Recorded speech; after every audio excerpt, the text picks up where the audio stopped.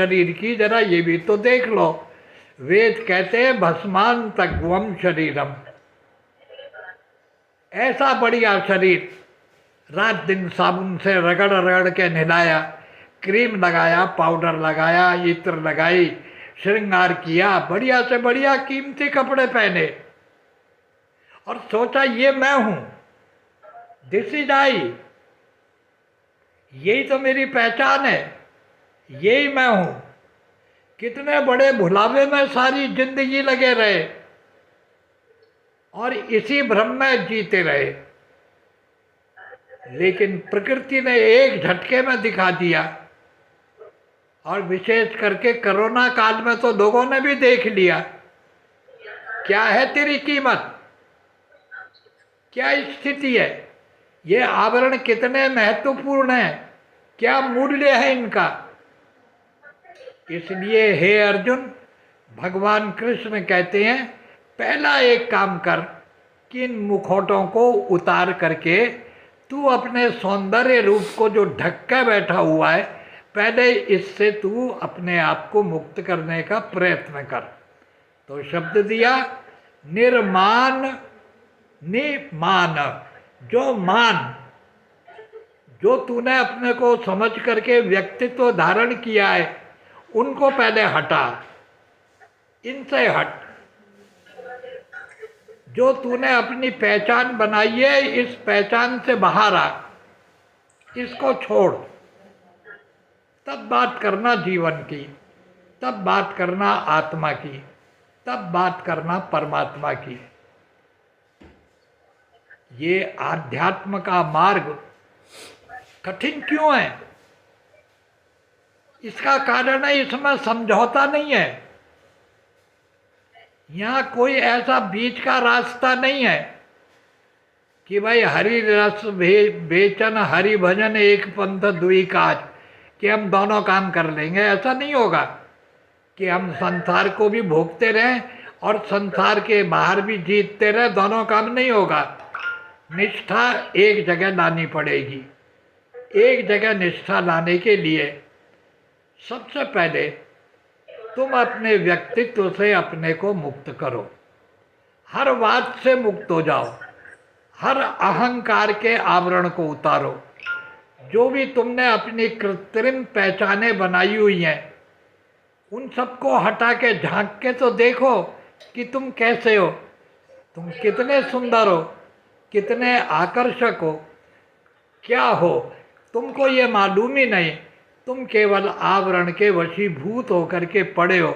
इसलिए हे अर्जुन, अगर पदम अव्ययम तत्, अगर तू अव्यय पद को पाना चाहता है, अगर तू उस अमर लोक में आना चाहता है जहाँ कोई बदलाव नहीं होगा, जहाँ कोई परिवर्तन न हो करके अखंड आनंद की निरंतरता बनी रहेगी, ऐसी जगह चाहता है, तो निर्मान, तू मान से अपने को मुक्त कर ले, अपनी पहचानों को छोड़ दे, इनकी कीमत कर, इनका वैल्यूएशन तो करके देख ले कि तूने जिन चीज़ों को मान लिया है कि तू है, ये आवरण है या सच्चाई है, ये सत्य है या तेरी कल्पनाएं हैं। अगर कल्पनाएं हैं तो छोड़ दे, और सत्य है तो बता कैसे सत्य है। इसलिए भगवान कहते हैं निमान, जब ये मान हटेगा, ये व्यक्तित्व जब तू हटाएगा, तो मोह अपने आप टूटना प्रारंभ हो जाएगा। ये सारे व्यक्तित्व हमने मोह के साथ तो चिपकाए हुए हैं।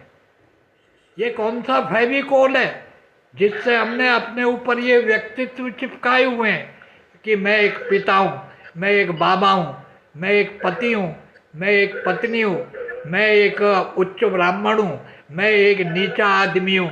ये हमने कहाँ जो जोड़ दिए हैं? ये हमने फेविकोल से चिपका दिए हैं अपने ऊपर।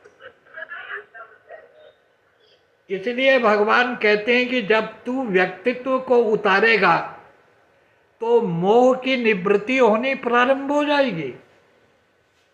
जो जो आवरण हटेंगे, तुम्हारे आवरण हटेंगे, तुम शुद्ध होगे, दूसरे का आवरण हटेगा, वो शुद्ध होगा।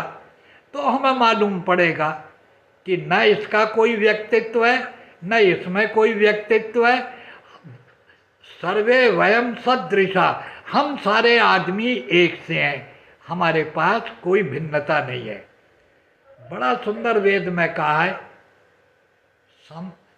समानो मंत्र समिति समाना हृदया निवाह। देखो, हम लोगों के भूख और प्यास एक सी है, हमारी पीड़ा और दर्द एक से है, हमारे सुख और दुख सब एक से है। तो हमारे व्यक्तित्व अंदर से भी एक से ही हैं, लेकिन भिन्नताएं जो बनी हैं ये बाहर के आवरणों से बनी हैं। इसलिए भगवान गीता में कहते हैं कि सबसे पहले ओढ़े हुए व्यक्तित्व को उतारने का प्रयत्न करो। ये उतरेंगे तो मोह का नाश होगा।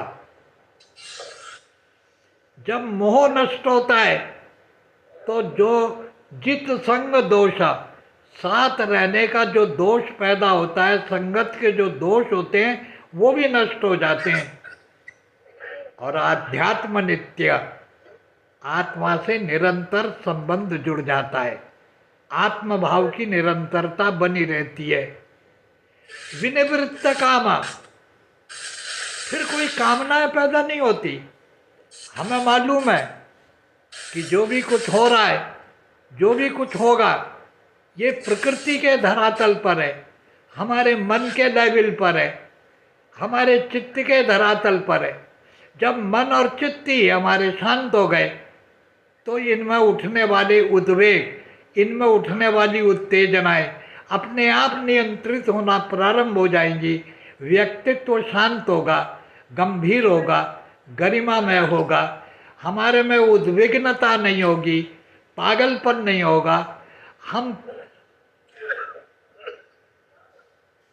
एक प्रकार से कहना चाहिए कि हम उस समय स्थिर स्थिति में होंगे, अपने आप को बनाए रखेंगे, अपने आप को ध्यान रखेंगे। इसलिए भगवान ने कहा, निर्माण मोहा जित संग दोषा आध्यात्म नित्या विनिवृत्त कामा द्वंद्वै विमुक्ता। ऐसे मनुष्य के जीवन में कोई द्वंद्व होता ही नहीं है। सुख दुख संगई, उसके लिए सुख और दुख दोनों समान हो जाते हैं। गच्छन्त मूढ़ा पदम अव्ययम तत्, ऐसा मनुष्य अव्यय पद को प्राप्त कर लेता है। तो हमारे राम तीर्थ सत्संग मंडल का जो चरम उद्देश्य है वो तपापूत राम तीर्थ के जीवन दर्शन का ही सारभूत तत्व सार है कि तपस्या के द्वारा, संयम के द्वारा हम अपने आप को अपने स्वरूप में स्थित करें, अपने आप में लाएं। ये मार्ग अव्यय पद की प्राप्ति कराता है। दुखों की निवृत्ति के लिए सुख के साधन इकट्ठे तो कर सकते हो, लेकिन सुख मिलेगा इसकी कोई गारंटी है क्या? तुम स्वास्थ्य बनाने के लिए दवाइयाँ तो इकट्ठी कर सकते हो, पर स्वस्थ हो सकते हो क्या? ये तो अपने आप होगा, अंदर से होगा। इसलिए जो भी चीज़ें हैं वो हमारे अंदर स्वतः स्फूर्त होनी चाहिए, अंदर से उठनी चाहिए, आरोपित नहीं होनी चाहिए, ओढ़ी हुई नहीं होनी चाहिए। इसीलिए वैशेषिक ने कहा कि न तस्य बाह्य लिंगाता, कि धर्म का बाहर से कोई पहचान नहीं होगी। ये तो आपको जीवन में खुद पहचानना होगा कि मैं कितना धार्मिक हो सका, मैं कितना आध्यात्मिक हो सका, मैं कितना अपने रूप में आ गया, मैं कितना अपने मुखौटों में जी रहा हूँ या मैं अपनी असलियत में जी रहा हूँ। जब तक ये विवेक हम स्वतः ही अपने लिए पैदा नहीं करेंगे तब तक हमें अव्यय पद का मार्ग प्राप्त नहीं हो सकता है। तो मैं आपसे निवेदन कर रहा था, भारतीय दर्शन जीवन दर्शन है, ये न पंथ है, न संप्रदाय है, न कोई मार्ग है, न इसकी कोई राजनीतिक महत्वाकांक्षा है, न इसकी कोई आर्थिक महत्वाकांक्षा है। इसकी केवल एक महत्वाकांक्षा है कि जीवन जो दुखपूर्ण है, चिंतापूर्ण है, विषादपूर्ण है, तनाव से भरा हुआ है, ऐसा हमारा जीवन निर्भयता से युक्त हो जाए, आनंद से युक्त हो जाए।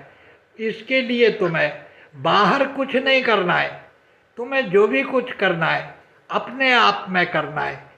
तुमसे बढ़कर कोई बड़ी प्रयोगशाला नहीं है, तुमसे बड़ा कोई मंदिर नहीं है, तुमसे बड़ी कोई मस्जिद नहीं है, तुमसे बड़ा कोई धर्म ग्रंथ नहीं है। तुम जब अपने आप को देखोगे, अपने आप को पढ़ोगे, अपने आप को समझोगे, तो एक बात मालूम पड़ेगी कि ये मेरी सत्ता जो है, मेरी आत्मा की जो आत्मा है, अरे उसी में ही तो परमात्मा बैठा है, सारी संभावनाओं को लेकर बैठा है। और उसने उन संभावनाओं को सिद्ध करने के लिए हमको मन, चित्त, बुद्धि और अहंकार सुंदर यंत्र दिए, ज्ञानेंद्रियां दिए, कर्मेंद्रियां दिए। उसने एक बहुत बढ़िया प्रकृति हमारे चारों तरफ फैलाई है। उसने अद्भुत किस्म का ऋतु मंडल हमारे चारों ओर फैला रखा है। अद्भुत आनंद की वर्षा चारों ओर हो रही है। इसको जरा पहचानने की कोशिश करो। संसार में कहीं भी दुख नहीं है, कहीं विषाद नहीं है, कहीं विसंगति नहीं है, कहीं कुरूपता नहीं है, कहीं गंदगी नहीं है। जीवन तो आनंद से परिपूर्ण है। जो भी गंदगी है वो हमारी विसंगति में है, वो हमारी नादानी है, हमारी बेवकूफ़ी है। इसलिए भगवत गीता कहती है कि तू अपना मार्ग स्वयं बना सकता है। यही बात भगवान बुद्ध कहते हैं, अपो दीपो भवा। तू अपना दीपक खुद है, तू अपना गुरु खुद है, तू अपना सबसे बड़ा मित्र है, तू ही अपना बड़ा सबसे बड़ा शत्रु है। तू अपने को पहचान, अपने को जान। यही धर्म का मार्ग है, यही सनातन धर्म है, यही आध्यात्म है। यही बात स्वामी राम तीर्थ कहते हैं, यही उनके वेदांत का मूल तत्व है। आज मैं इतनी ही बात कहकर अपने प्रसंग को पूर्ण करता हूँ। ओम शांति।